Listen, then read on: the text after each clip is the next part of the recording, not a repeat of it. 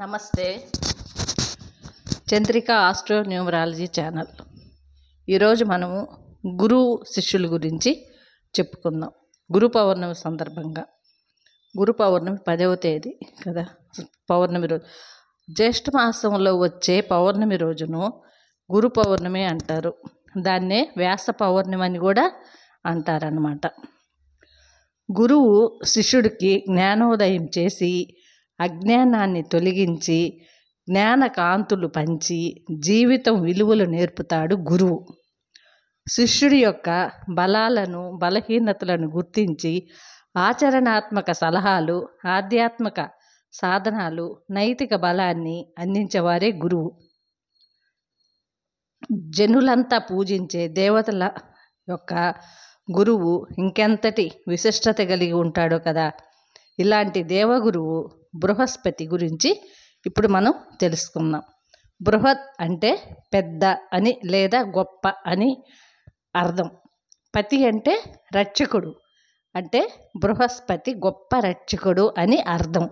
అతన్ని గురువు, జీవ, దైవ, సుర, గురువు మరియు దేవగురువు అని కూడా సంబోధిస్తారు. బృహస్పతిని వాచస్పతి అని కూడా అంటారు.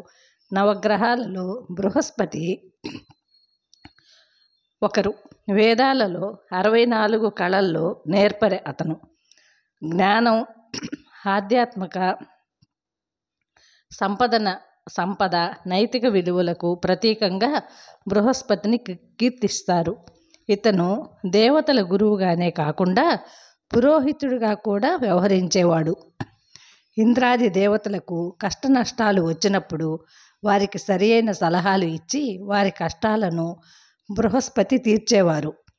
జ్యోతిష్య శాస్త్రంలో ప్రకారం దేవతల గురువు బృహస్పతి అంటే అదే గురు. అంతేకాకుండా ఆరోగ్యాన్ని కూడా సూచిస్తాడు గురువు. జాతకంలో గురుడి స్థానం అనుకూలంగా లేకపోతే గౌరవం, సంపదలను కూడా మనం కోల్పోవలసి వస్తుంది. జాతకంలో గురుబలం పెంచుకునే దానికోసంగా అదృష్టం పట్టడానికి గురువారం రోజు సూర్యోదయానికి ముందే నిద్రలేచి స్నానం, ధ్యానం చేసి సూర్యభగవానునికి ఆర్ఘ్యం ఇచ్చి విష్ణు సహస్రనామాన్ని పఠించాలి.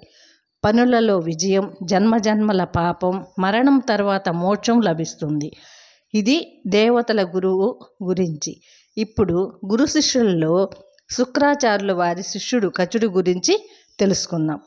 శుక్రాచార్యుడు మానస పుత్రుడు అయిన భృగు మహర్షి కుమారుడు సుతుడు. తల్లి ఉసవల ఆమె పేరు. శుక్రాచార్యుని భార్య ఇంద్రుని కుమార్తె జయంతి. వీరు కుమార్తె దేవయాని. రాక్షసుల రాజైన వృషవరుని ఆస్థాన కులవు గురువుగా ఉండేవాడు శుక్రాచార్యుడు. దేవతలను రాక్షసులు ఎప్పుడు పోరుండేది. దేవతల చేతుల్లో రాక్షసులు ఎప్పుడు చనిపోతుండేవారు. శుక్రాచార్యుల వారు రాక్షసుల క్షేమం కోసం తపస్సు చేసి శివుని మెప్పించి మృత సంజీవిని విద్యను సంపాదించాడు. ఈ విద్యలో రాక్షసులను బ్రతికించుకోసాగాడు. శుక్రాచార్యుల వారు వాళ్ళ రాక్షసుల్ని, వాళ్ళ పిల్లల్ని వాళ్ళని రక్షించుకుంటూ వచ్చాడు. అప్పుడు ఈ రాక్షసులు దేవతలను విచ్చలవిడిగా చంపడం మొదలుపెట్టారు. ఈ రాక్షసులు దేవతలను చంపడం మొదలుపెట్టారు. అప్పుడు ఈ దేవతలు ఏమనుకున్నారంటే, మనం కూడా ఈ విద్యను నేర్చుకోవాలి అని అనుకున్నారు. ఇది నేర్చుకోవడానికి ఎవరినైతే బాగుంటుంది, ఎవరికైతే నేర్పిస్తే బాగుంటుంది, స్వార్థం అవన్నీ ఉండకూడదు కదా వాళ్ళకి. అటువంటి విద్య అందరూ నేర్చుకోకూడదు కదా. అందుకని ఎవరైతే బాగుంటుంది అని అప్పుడు దేవతల గురువు అయిన బృహస్పతి కుమారుడైన కచుడును పురమాయించారు. ఈ కచుడు వినయ విధేయతలు కలిగిన గొప్పవాడు, సంస్కారవంతుడు, శాంత స్వభావుడు, ధర్మాధర్మ విచక్షణ తెలిసినవాడు. దేవతల సూచన మేరకు కచుడు శుక్రుని మెప్పించి శిష్యునిగా చేరినారు. తమకు బద్ధశత్రువైన దేవతల గురువైన బృహస్పతి కుమారుడే అనేది శుక్రునికి తెలుసు. అయినా శత్రుపక్షం వాడని అనుమానించకుండా కచుడిని శిష్యునిగా అంగీకరించాడు శుక్రుడు. కచుడు కూడా ఏ శత్రుభావం లేకుండా గురువు శుక్రాచార్యుల వారిని సేవించేవాడు. అప్పుడు గురువు పుత్రి అయిన దేవయానికి కూడా సహాయం చేసేవాడు. గురుపుత్రి దేవయాని మనసుకు కూడా దగ్గరయ్యాడు కచుడు. దేవయాని కూడా కచుని పట్ల అనురాగం పెంచుకుంది. దేవయాని ఈ విషయంలో రాక్షసు పిల్లలకి ఇష్టం లేదు. ఈ విషయం దేవయానిని అట్లా వాళ్ళు మనసు ఇష్టపడింది అదంతా కూడా రాక్షసుల పిల్లలకి ఇష్టం లేదు. వీడి వల్ల అంటే కచుని వల్ల మృత సంజీవిని విద్య దేవలోకం చేరుతుందేమోనని భావించి కచునిపై ద్వేషం పెంచుకున్నారు రాక్షసులు పిల్లలు.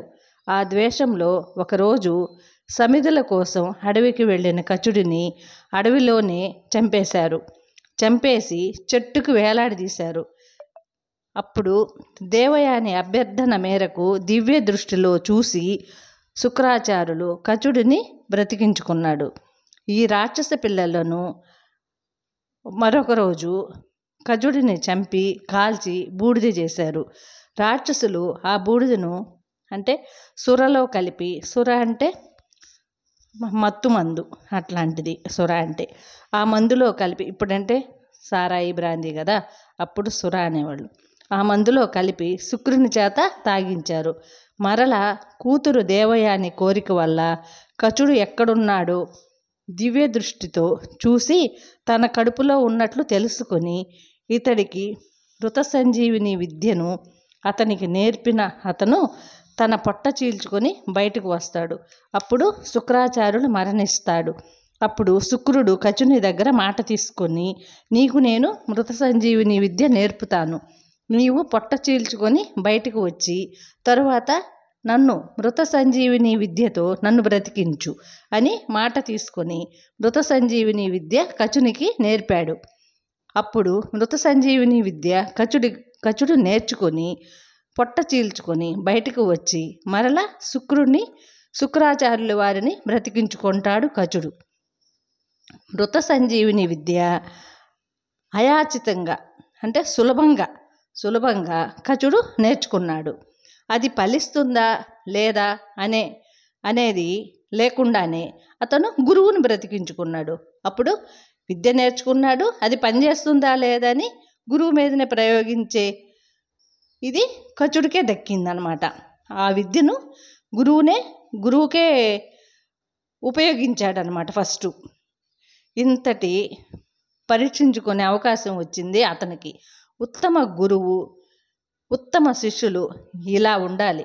ఉత్తమమైన గురువు లభించితే నేర్చుకోలేనిది ఏముంది, నేర్వలేనిది ఏముంది, ఇట్లా ఉంటుంది గురు శిష్యులు. గురువు స్వార్థం లేకుండా శిష్యుడికి అన్నీ నేర్పడము, ఈ శిష్యుడు కూడా స్వార్థం లేకుండా గురువుకి సేవ చేసుకోవడం, స్వార్థపరులు లేకుండా, స్వార్థ చింతన లేకుండా గురు శిష్యులు ఎలా ఉండాలి అనేది ఇప్పుడు మనం తెలుసుకున్నాం. ఈ వీడియో గాన నచ్చినట్లయితే లైక్ చేయండి, షేర్ చేయండి, సబ్స్క్రైబ్ చేసుకోండి. జై గురు.